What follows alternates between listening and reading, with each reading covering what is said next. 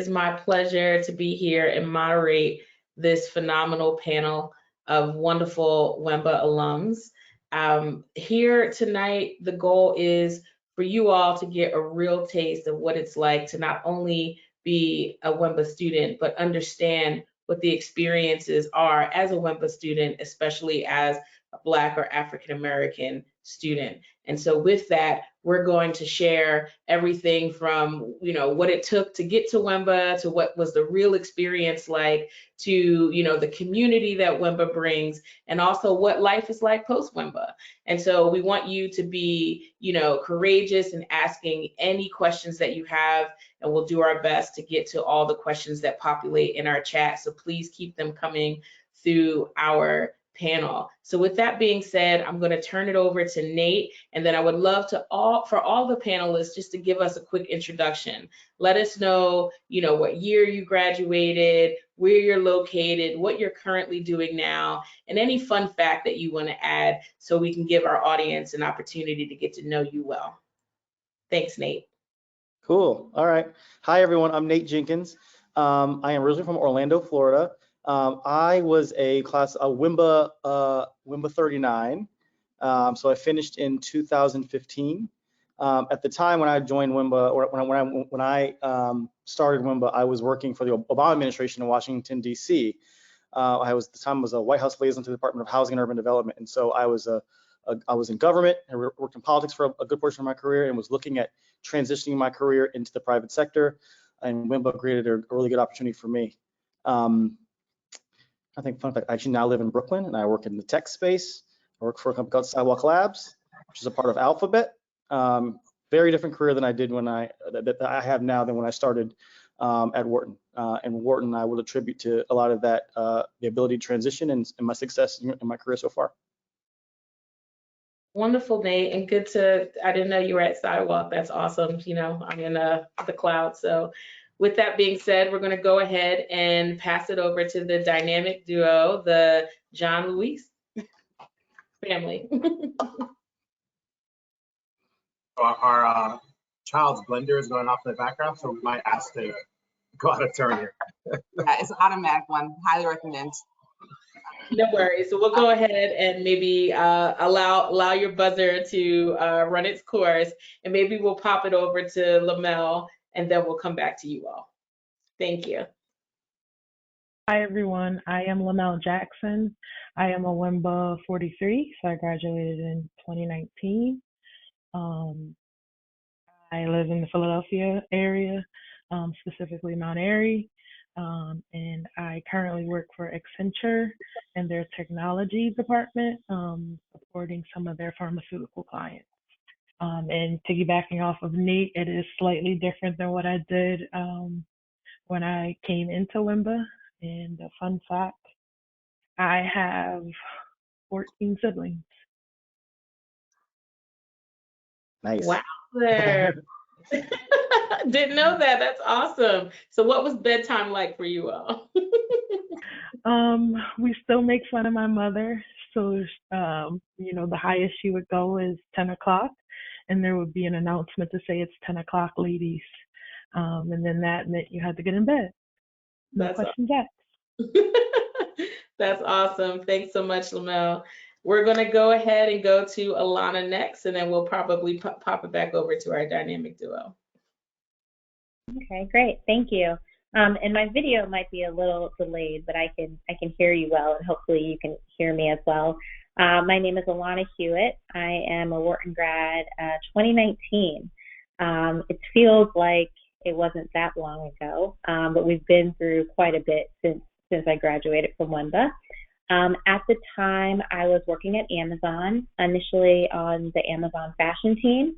And then about 2 months into starting WEMBA, I moved to another team called Prime Now, which then became the Whole Foods acquisition integration team. So it was a whirlwind to start the WEMBA program while also doing this big initiative. But it was definitely, I was very supported with the group, specifically my study group. And then now I I recently left another firm. I'm in the venture capital space. I work for a firm, private equity VC, family office. founded by the founder of Shea Moisture, the hair care brand. His name is Richard Dennis. The firm is called Essence Ventures. We acquired Essence Communications, the magazine, the festival, and a number of other properties. And then we invest in Black-owned businesses. And now I'm transitioning from that into another VC firm where I'm managing director, again, focused on Black-owned businesses. And we have a training program where we train students at HBCUs to get into venture capital and the startup ecosystem. Wow, that's phenomenal. Thank you so much. Love that. And I love just also representing the VC space. We know that that is such a very popular industry that folks want to get into. And also it's very difficult to find, you know, a consistent pathway into that work. So thank you so much for just being here and also sharing your insights on that as well. I'm going to pop it back over to Brittany and Andrew if you're ready and available for us. Yes, we are. Sorry about that. We have an automatic food processor. Fun fact, I'll go start with that first. We are parents of twins. They are they just turned 9 months old. And so what you heard in the background was a blender going. But anyway, I am Brittany and Jean-Louis. We are class of 2020. And currently I'm in the nonprofit sector. So when I first joined the Wharton program, I was a school principal, actually. And currently I work with a small district leading our expansion work. So we're going into communities that don't have high quality educational options, and starting schools there to ensure that those students have an option that's going to prepare them for a life full of choices. Well, I'll go. Hey everyone, Andrew Jean-Louis. I'm a New Yorker trapped here in Houston, but I'm playing nice. But yeah, I'm also a class of 2020. And when I joined WEMBA, I was working at Power Advocate in the consulting group. And lo and behold, 3 years later, I'm still working in that same group. So for me, it was a accelerator story. But as of a couple of weeks ago, our group, Power Advocates, will now be known as part of Wood Mackenzie. So exciting transitions here as we help navigate our clients through the energy transition. So yeah, a little bit about me, and I guess our fun fact, building on the twins, once we graduated, we decided we weren't busy enough with the extra free time. So we thought, why not start a family? So that was our decision. That's awesome. We're so happy to have you both on the call. And just curious, did you all meet in WEMBA or did you join WEMBA together as a couple? Yeah, so we actually met in undergrad, 13, 14 years ago, and decided to do the program together just because we love spending time together. Yeah. In Houston, it's not that bad. Well. Yeah, the timing worked well for us professionally, so we decided to do it together. I love it. That's awesome. Well, thank you so much for being here. And 9-month-old twins, wow, it's such a treat. We should all feel very privileged that you all made the call tonight. So thank you for that for sure. And last but not least, I'm going to turn it over to Eddie. Hi, yeah, Eddie Wilson here. I actually graduated in 2021, so I'm very, very recent, WEMBA 45.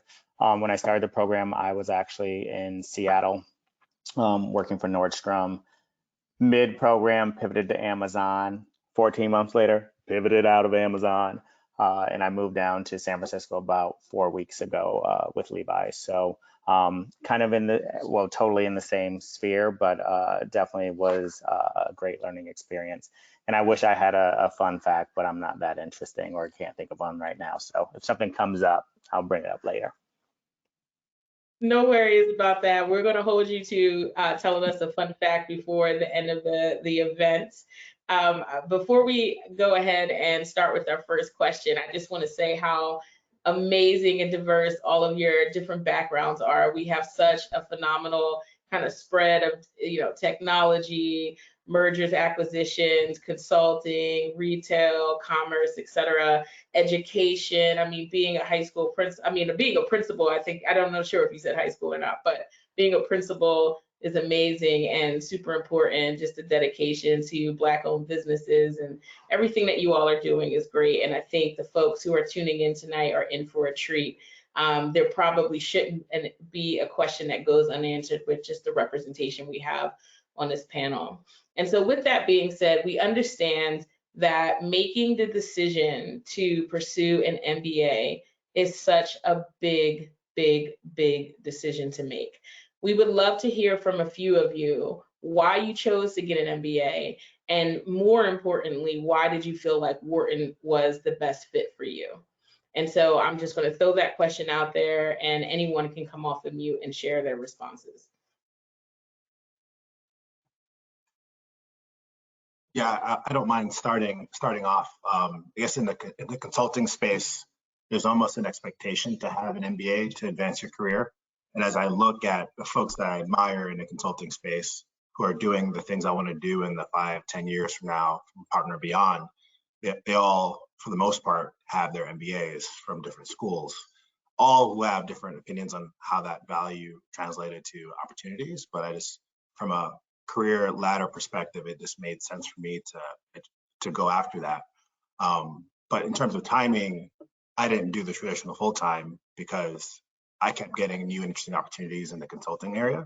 And I knew that if I took a step away, I might be trading off some really interesting international experiences. So the EMBA format, getting the full MBA experience, but accelerated while keeping your day job, allowed at least me an opportunity to get those longer term objectives while also taking advantage of short term opportunities.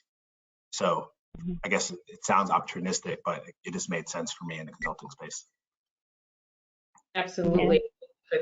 Thank you for that thought. Does anyone else want to share? I'll share. I think I always knew I was a graduate of Spelman College in HBCU, and I knew that I always wanted to kind of expand my my toolbox of things to offer. And so I was working at Amazon, and I was getting promoted fairly quickly, and I realized that there were still some gaps in my knowledge, and I was winging it a little too much. Like, I think that I have an understanding of this area, but not necessarily. And so I really wanted to round out my knowledge and to make sure that I would be prepared for whatever opportunity kind of presented itself. And not that you can't do that on your own, but I think that having a well-rounded financial education would just kind of smooth out some of the gaps that you may not be aware of. And specifically Wharton, and looking at all the different programs, Wharton seemed the most family-oriented and the most connected, which is really important at this phase. You know, if you're going back to get your MBA and you have a whole nother life that you're leading, you know, your professional life, your personal life, it's not like the full-time program where you're going all in. And so I really wanted to make sure that I was in a place that was connecting to the network. And that was a major part of my decision. And then talking to the people at other schools, they said, you know, it was more like they took class and then they went home, and they were really just there for the education. Whereas WIMBA, it felt more like they're there for the full experience as much as possible. And those few days that you're in San Francisco or Philadelphia, you're completely tuned into the experience during that time. But then you also have periods of time where you can go and live your regular life. So having both of those experiences was really important to me. And I'm thrilled that I made the decision to join WIMBA. Thank you, Alana. I think Nate wants to share his thoughts. I think you might be on mute. Mute, Nate. Thank you for that. It happens to the best of us, doesn't it? I had been working in politics for like 10 years. And for anyone who's ever worked in politics and knows anything about, I was managing campaigns. It's a very scrappy industry, and not one that, you know, you want to do for many, many decades because it's tough. And so I knew that I wanted to transition from that space into something in the private sector. And I had started working in the Obama administration for a number of years. And I was thinking about going to business school the entire time. And my boss, who was a cabinet secretary at the time, told me hard. He was like, do not leave to go to business school full time. And I was thinking about both, got accepted to both the Wharton full-time program and the EMBA program, and was really thinking like hard, like which one should I do? and I didn't want to, and I'm sure some of the folks on the call will be thinking about this, is I didn't want to give up some of the opportunities I had right in front of me.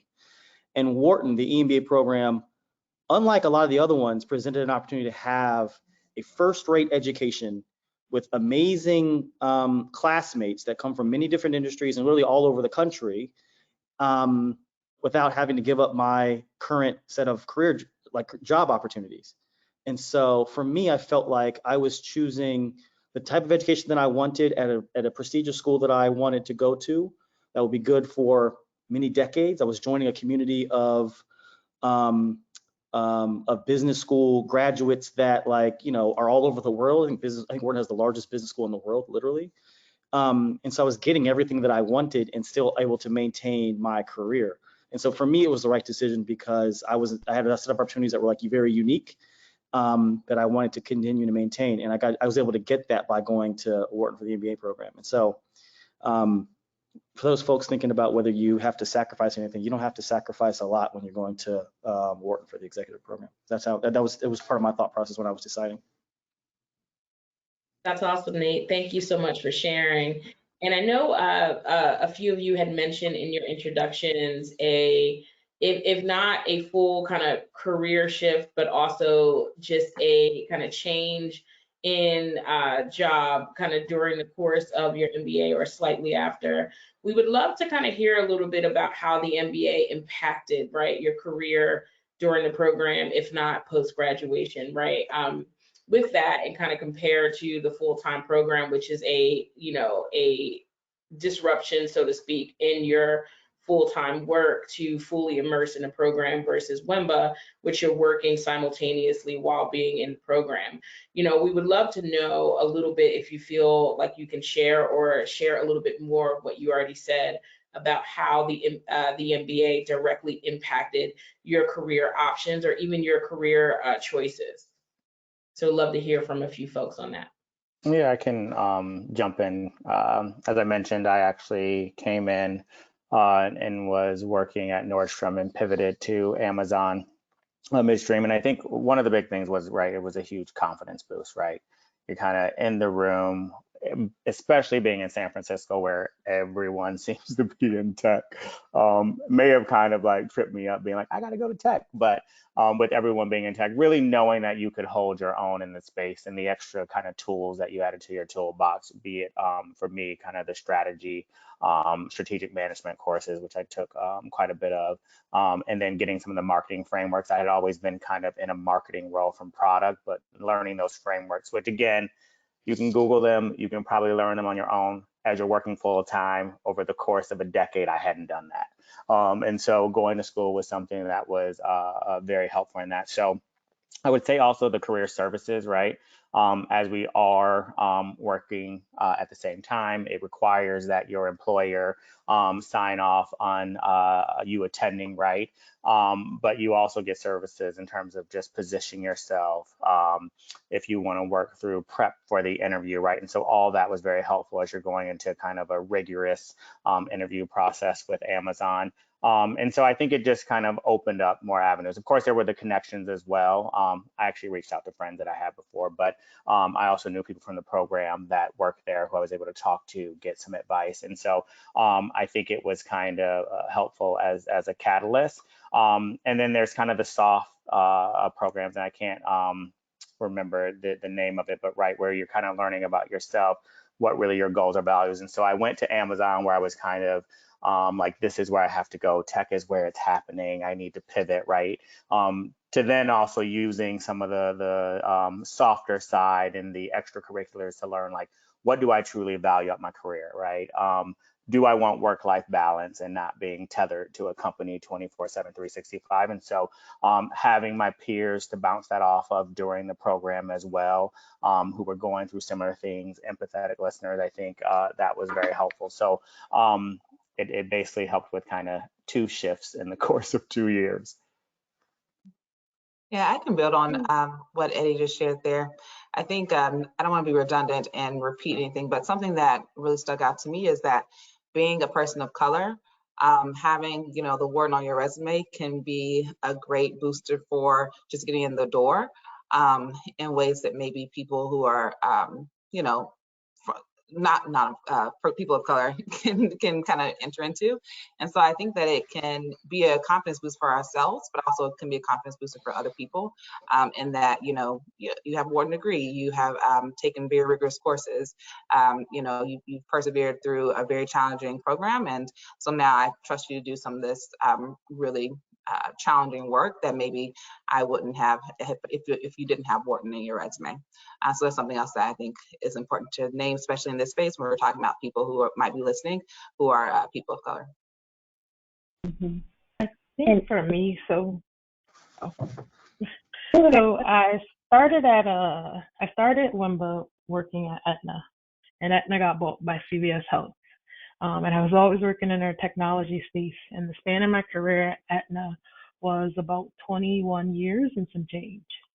And kind of like Alana mentioned before, I was kind of winging it with some of the things that I knew. And like Eddie said, like I had every opportunity to look it up on Google, and I looked up everything but that, right?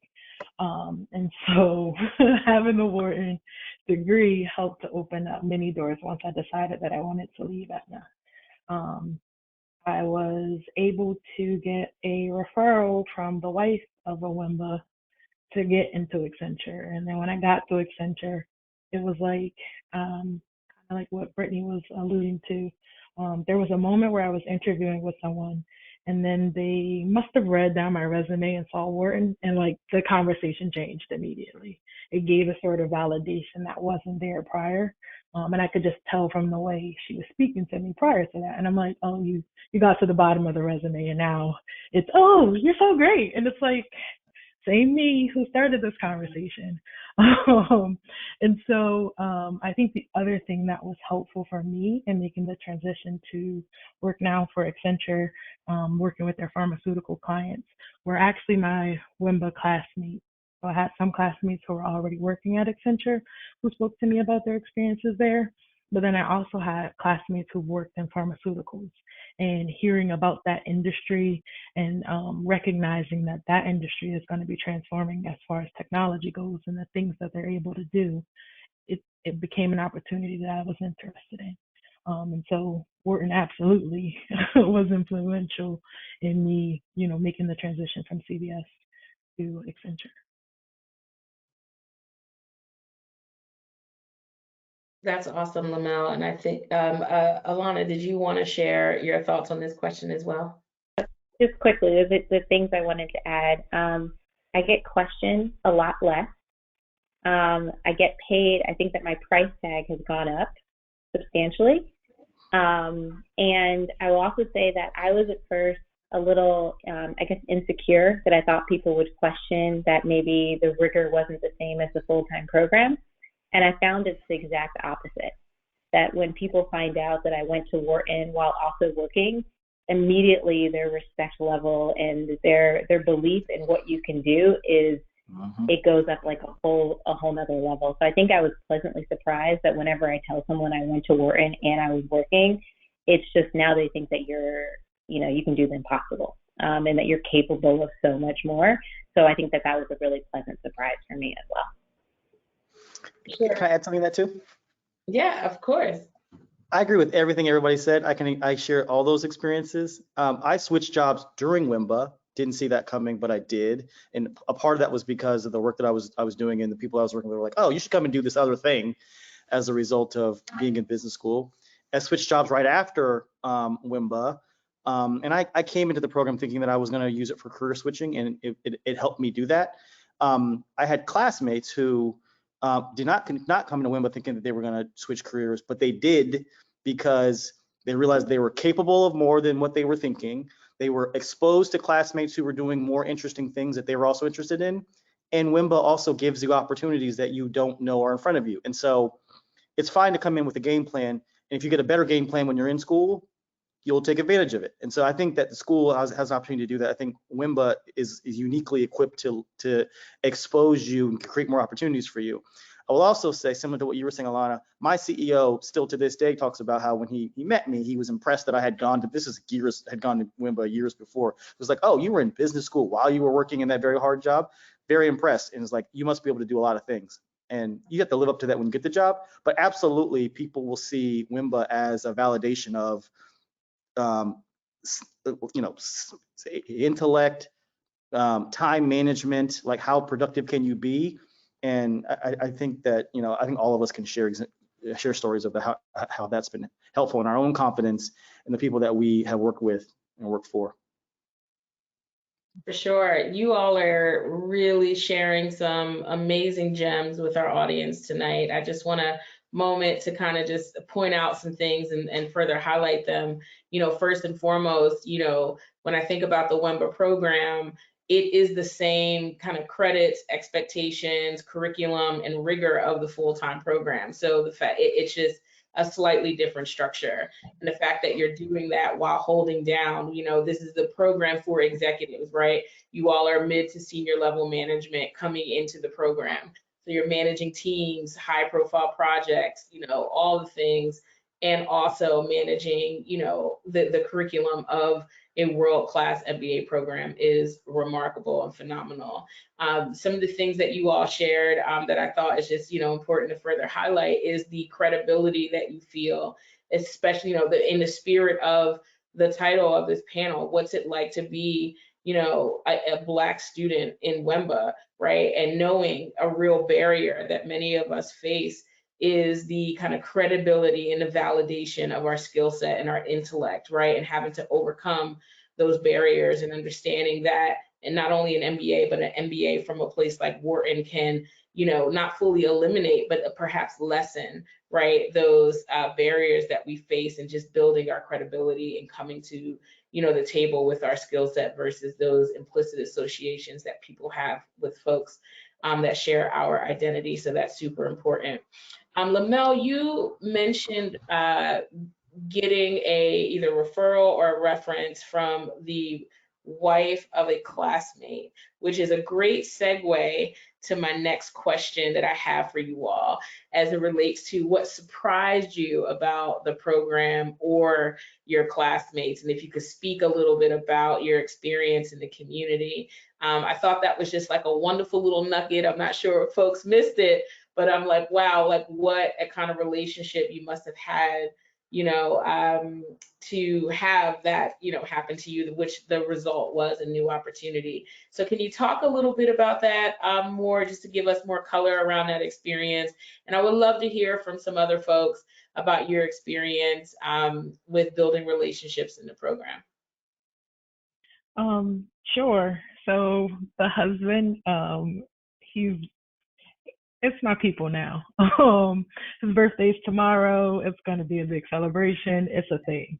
And I think it's one of those things where it didn't surprise me that he and I would meet and become friends, but I think some of the other people who I've met along the way have been surprising to me. For example, 2 Saturdays ago, I had a brunch with about 5 different WIMBAs to celebrate the fact that one of their companies was about to go public. And it's an experience that I wouldn't have had before. Hearing about someone going public with their company, I mean, like, I know the concept exists, but to actually see someone go through that process and to hear from a lawyer's perspective what that meant and all of those things. And so I think for me, the connections that were made and the strength of those bonds. I graduated in 2019 and I still talk to folks regularly. Like tonight, I have a standing call with 2 WIMBA at 10 o'clock every Tuesday. And we laugh, we joke. It started with us supporting one another and getting a new job, and it has grown and flourished into something totally different. We still talk about jobs a little bit, but it has allowed me to grow as an introvert, because one of the things I didn't realize is that many people who get MBAs are extroverts. And so I often say my introvert battery has expanded quite significantly because of WIMBA. That's awesome, Lamelle. Thank you so much for sharing. And yes, WIMBA is introvert friendly for sure. Anybody else want to share any thoughts? Yeah, I can layer on, and this might sound silly, but I was surprised by how nice everybody was in the program. In an MBA program, you think there's competition and Like normally in a full-time program, there are only 25 spots at this firm or 20 spots at that firm. But in this executive MBA format, there is no competition and there's a genuine interest to help each other out. So I always think of the coursework at WEMBA being two separate sets of curriculum. There's the classes you take from 9 to 5 on Saturday and Friday, and then there's the random questions and problems that individuals in the class have, and they field the class like, hey, like this pandemic hit and I need to figure out supply chain issues. What do you guys think? Oh, the market's changing. What do you guys think? And the reality is those kinds of conversations happen, and I get as much, if not more, value from those random conversations that people have in their day-to-day workplace.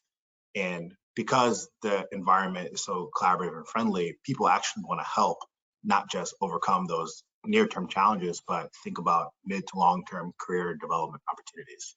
So I was surprised and like somewhat relieved that the cohorts at WEMBA are so positive and still very much connected well past graduation. So I really love that fabric of the culture. Yeah, and I actually was surprised at how excited the professors were to engage with us as students. Like more than a handful of them said they liked the EMBA people versus a full-time program, which hopefully there's no shade there, but I think there's something about working with people who have had jobs in the field that they are studying. So there's this two-way learning that happens that they get excited about, that of course, like we're in their classes, we're learning from them, but also they oftentimes will call on us in the class and we would provide our perspectives as people who are, you know, implementing it in our firms or our organizations. So I was really surprised by that. I mean, professors would hold luncheons and dinners. They would hang out during breaks and after class. They weren't, you know, just leaving the classroom trying to get to the next thing. They actually really wanted to engage with us, which was really exciting.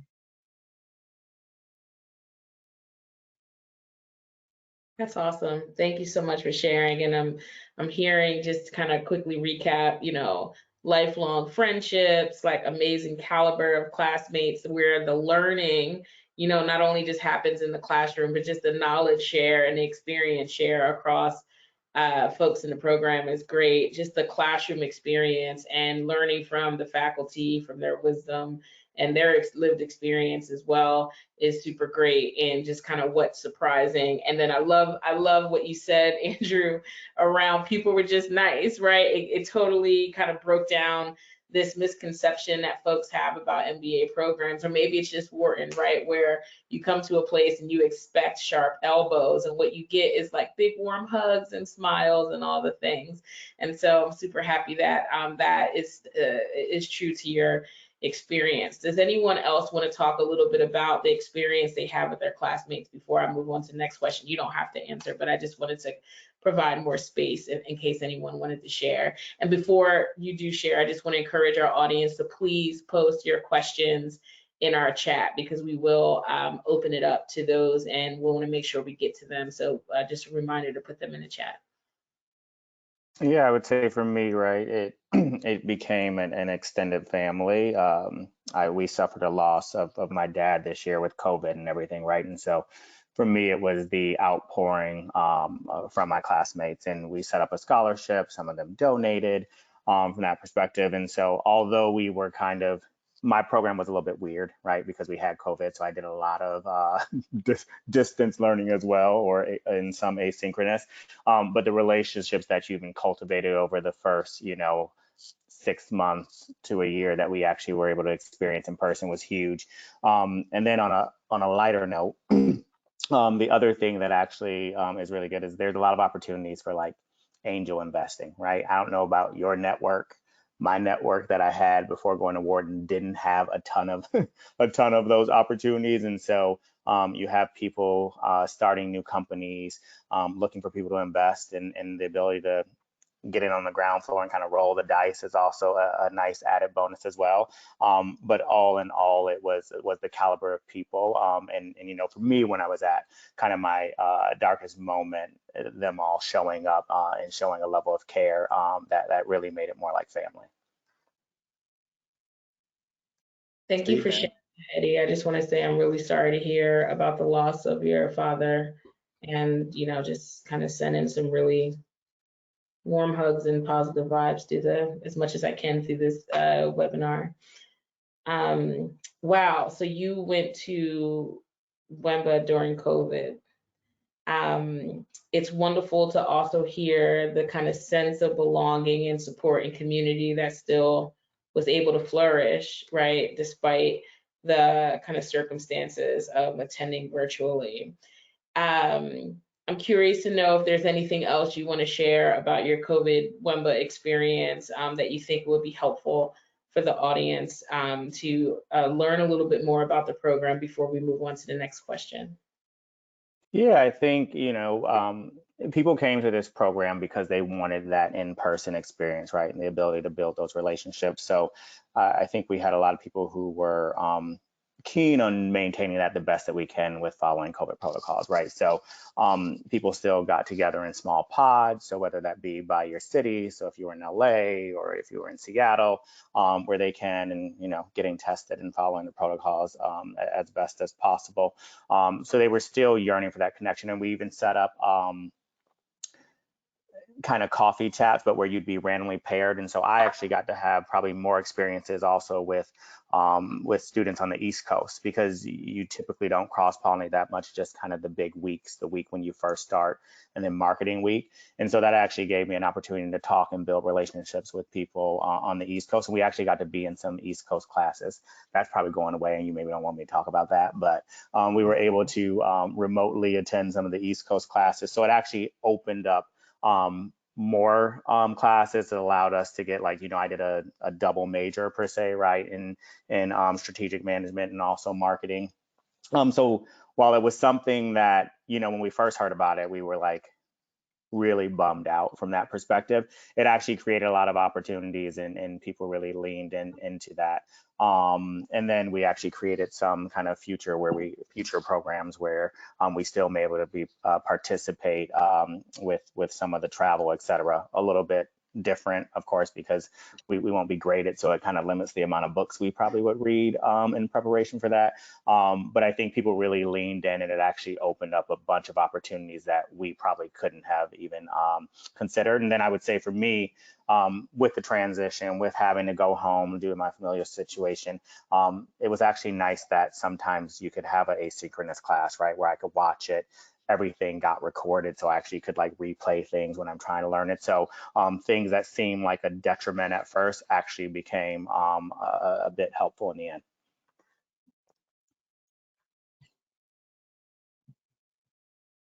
I believe you're on mute, Jessica. Thank you. I definitely was. I was saying thank you, Eddie. That's powerful and insightful for you to share. So I recognize we have a little about 15 minutes or so left into our conversation. I do want to get to, there's not that many questions, but I do want to get to a few, which also coincides with my question that I had for you as well. So can any of you speak specifically to the Black and or African American Wemba kind of experience? Specifically its connection to the larger school community, whether it was intentional or organic. And so we would love to kind of, take a slight pivot to speaking more about, or hearing from you specifically about what it's like to be a Black student in the program, and then the connection to the larger Black community, whether it's in Wemba or Wharton overall, et cetera.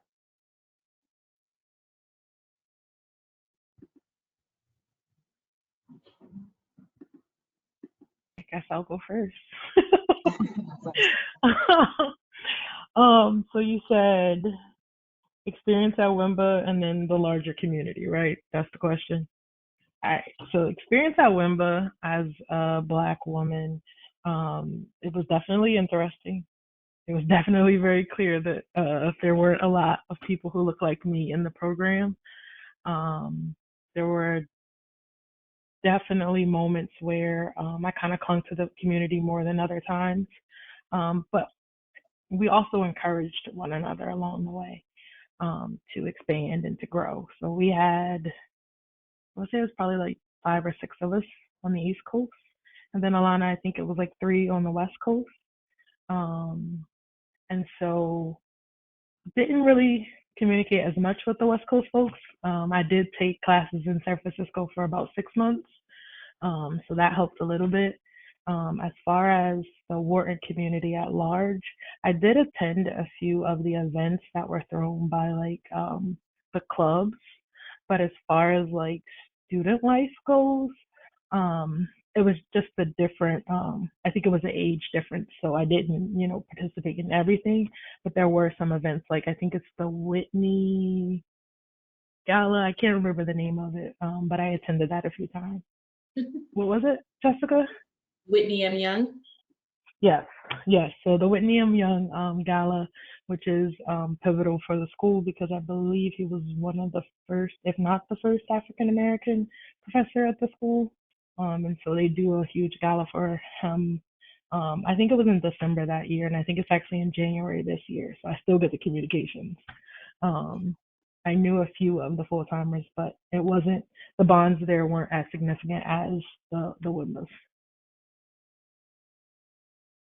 Yeah, and there might be a long pause because I think that we're probably all used to being in spaces where we're not overrepresented. There's always just a few of us in spaces like this. So I don't think it was any different than any of those other experiences.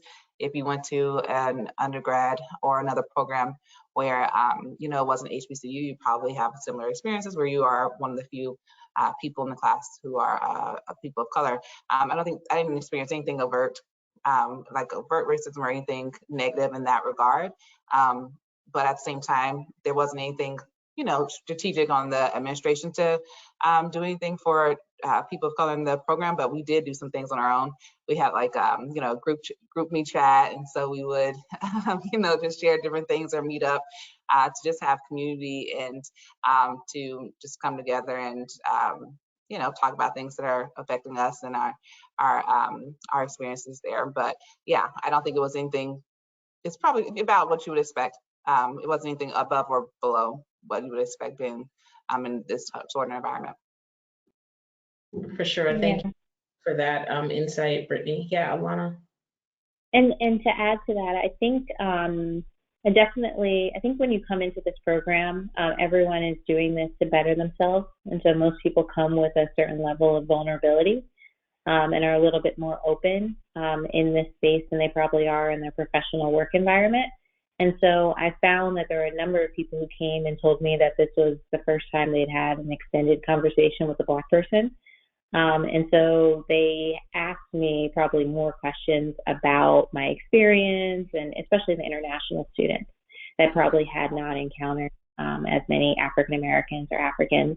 And so I found that was a little bit more refreshing, just to even have some of those harder, open conversations, as opposed to in the professional work environment, you never really talk about those things. You kind of just like leave it at that, and it kind of gets put by the wayside. And so I think understanding some of my perspectives or understanding my world a little bit more, I think there was a little bit more interest than I anticipated, which I found interesting. And the same side with other people of other ethnicities, that maybe, we had a student that traveled from Russia or a student that traveled from Singapore.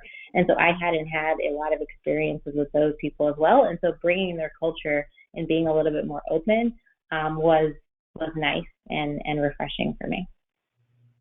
For sure. Thank you. And I love the highlight of just the overall diversity in the class and just the opportunity to learn from others, that it's not just about folks, you being the only, but also learning from other folks as well. Kind of a follow-up question to that former question that I want to kind of bring to the forefront from the chat. Dean James being at Wharton is monumental in so many ways. So what has Dean James's tenure at Wharton meant to you thus far, either as a student or an alum? So we'd love to hear a few reflections on that as well.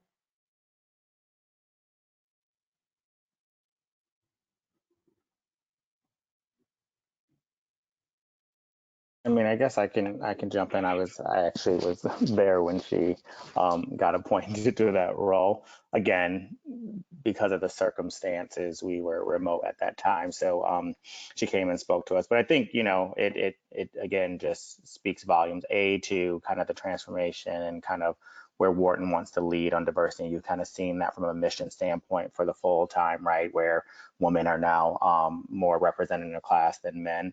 And so I think it was just a time to be proud from my perspective, and having her speak to us.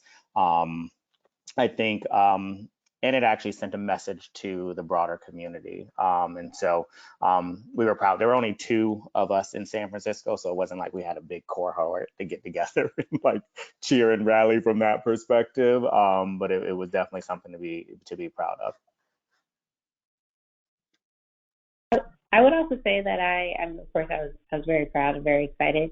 But I noticed in a lot of my emails, especially now about the programs that are happening at Wharton, diversity seems to be an ongoing topic that's talked about in a lot of different ways.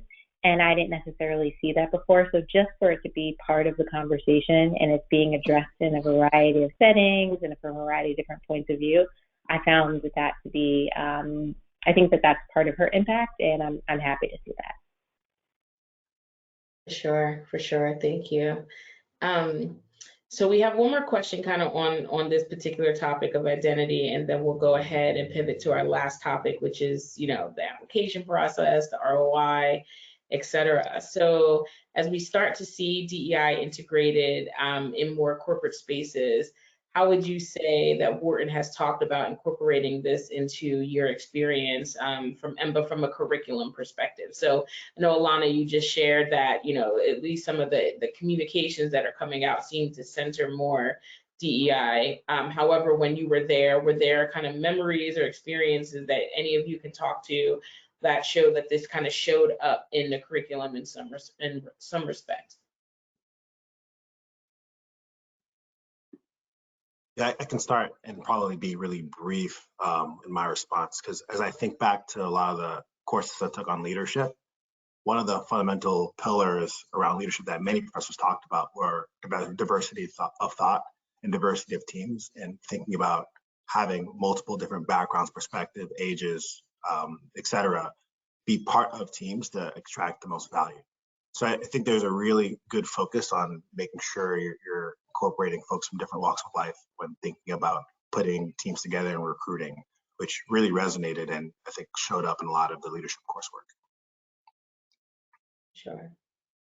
I think just piggybacking off of that, I wouldn't say it was one class in particular, but the format of doing group work was a way that kind of helped with that diversity and inclusion, at least amongst the faults with students, because oftentimes it came from different backgrounds, different industries, different cultures.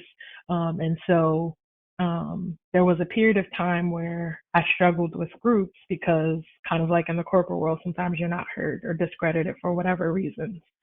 But I could see an aha moment in some of my classmates where I would say things and then it's like, yeah, she was pretty right the last time, so I'm going to go with her this time. And so I think for me, that was the greatest thing. And so it wasn't necessarily a one particular class, but it was the format of forcing us to do group work that kind of helped to reinforce it. For sure. Thank you. I think this is an interesting question. So we kind of like rapid fire, right? 20 seconds or less from folks.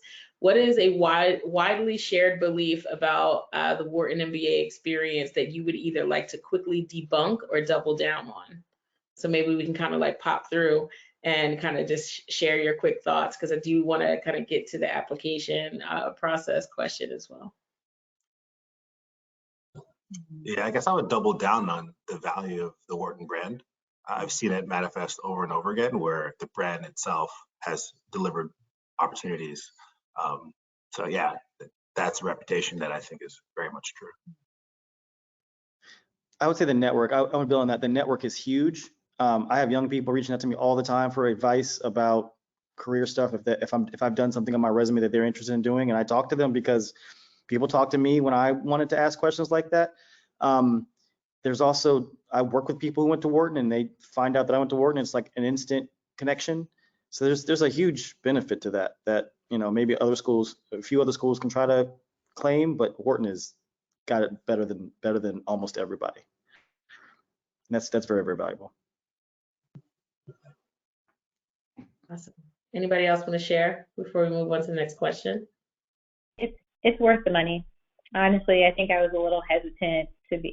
It's expensive. It's an expensive program, and when you're going into it, you're like, okay, how much am I really going to get out of it? And honestly, it's paid itself back multiple times, and I know in the future it will continue to do. And I think it's also not to miss the point that it's a really special experience. And I think that we have so many other experiences in our life, but these are 2 years where you get to really invest back into yourself and really take the time to learn and for the sake of learning and to pour back in. And I think that doesn't really get talked about as much, but I really, really miss that time. And I found it extremely valuable to be around other people who want to better themselves in this way, and we're all learning from one another. So definitely don't underestimate the experience and the growth that will happen as a result. But most importantly, it's worth the money. I like to double down on it's going to require a lot of time, whether it be time to do your studies, time hanging out with folks, time away from your family. Time is going to become very valuable. Even more valuable than that tuition bill. Awesome, awesome. This is that's a great kind of segue to the time it takes to prepare the application, as well as kind of planning how to finance the MBA. So thank you, Alana and Lamelle, for teeing that up for me. So my last question, given that we have a little less than 4 minutes to discuss, is what advice would you have for anyone who's preparing their application and might have some kind of anxiety about putting their best foot forward, or even financing the MBA? Like Alana, you had alluded to, you want to debunk that it is worth the money. The ROI is really strong. Don't underestimate the value of the growth, the experience, and network, et cetera. How could you, what advice do you all have? And maybe this is the last question for the night, so therefore we can hopefully have everyone share their insights on preparing for the application, as well as preparing for the, financing the MBA that you can give to our audience tonight.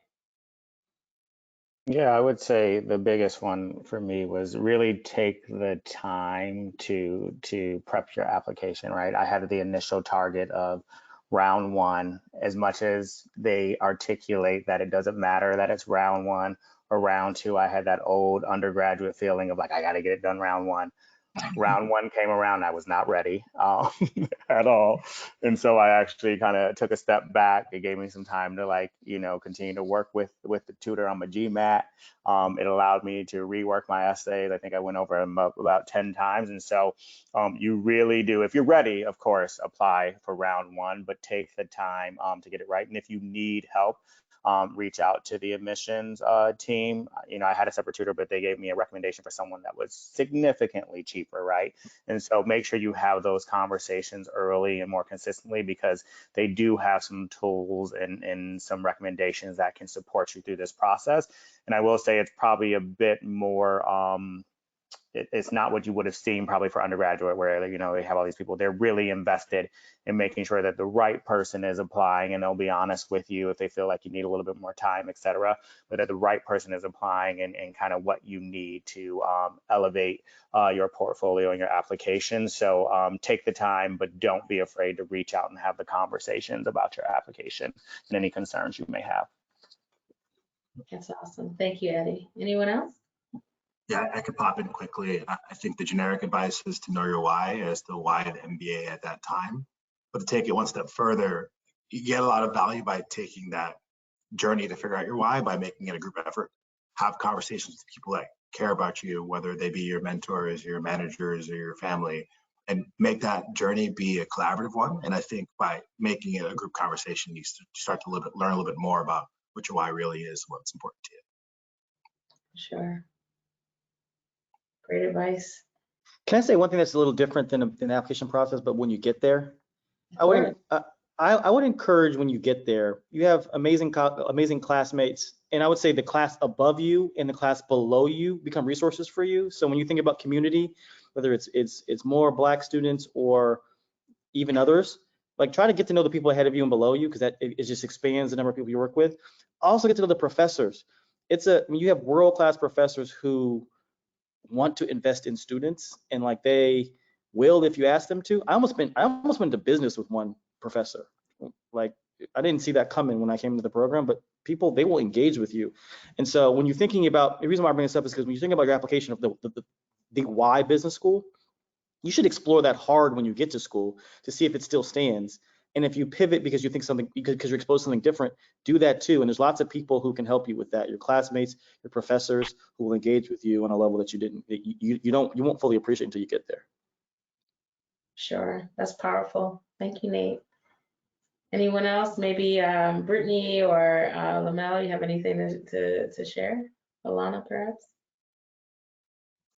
Yes, I guess I'll just highlight a couple of things that I heard that I just want to stamp. I think it's really important to reach out to the missions team. They are willing to help. Like, you know, I think it can be sometimes a power dynamic, or you might be feeling insecure, like, oh, I don't want to be honest. Like, talk to them, share your situation. They're looking for really high quality people to join their program, and they are open and honest and transparent about what it takes to get to Wharton. And so, you know, reach out to Diane, the admissions team, with your questions and concerns. They will help. Great. I agree with that. And if you haven't had that interview, have that interview. That's the first connection. I harassed the person that interviewed me for months after, just to make sure that I got my application in and had everything that I needed. And the last thing I'll add is, I think don't be afraid to, again, add that vulnerability and be reflective and really open about why you're coming and why you're doing this. Because the other piece is, in addition to evaluating you into the program, they're also curating your study group. And I think that they do, Barb and Diane do an amazing job of putting great people together that can build off of their strengths and weaknesses. And Lamelle mentioned this earlier, like somehow they put these groups together that really mesh really, really well. But they have to really get to know who you are and the real you to a certain extent in order to make that magic happen. So definitely don't be afraid to be more honest than you probably feel like you should about why you're doing this and what you think you'll gain, so they could work the magic on your behalf. For sure. Awesome. And my kind of 30 seconds or less thoughts that I'll share with the audience as well is, number one, bet on yourself. You know, you first have to believe that you could be in the program before anybody else can, right? So don't psych yourself out because of GMAT scores, or because that one time in freshman year 20 years ago in undergrad you didn't do so well on a random test. Like, let it go. You know, allow us to be, you know, the decision makers around, you know, you coming into the program. Do not, you know, already write yourself off before you even apply. The second thing I'll also add is ask for help. Even one thing I love about the Wharton alumni community is that you can send people notifications on LinkedIn and say, hey, can I have 15 minutes of your time to talk about your experience in WEMBA? And folks, believe me, you'll get more responses than not, right? And so reach out to folks, gather insights, ask for advice, feedback. Our admissions team is amazing and phenomenal in really supporting people, not just for the upcoming application cycle, but for years and years. So, like, you know, you're a part of the family even before you're admitted. So take advantage of the resources that are here for you to you know, get you into the program. And then the last thing I'll add you with, just kind of on Nate's point, coming into the program, you know, especially being the only or one of a few, this is also an opportunity for you to reach across lines of difference as well, right? And so don't allow, you know, that kind of notion of I'm one of only one or one of a few to really take away from what you should get out of the program. And so also be courageous in building, you know, connections across lines of difference, because that's where the real value of the MBA really lies, is in the network, is in the connections, is in the lifelong binds. And it's hard to put a price tag on that, but most importantly, worth the investment. So with that being said, I want to thank our amazing, esteemed panel. We want Brittany and Andrew to get back to their twins. So we're going to wrap this up right now. Nate, get back to your family as well. I heard you in the pre-call mention that you had some little ones running around as well. And for everyone with children or furry children or whatever, or going back to Netflix, we want everyone to get on with their regular schedule for the evening. Thank you so much for your time and your insights, your transparency and vulnerability. You all have been an amazing panel. And thank you for the support for our prospective candidates. Have a great night. Bye. Good luck, everybody.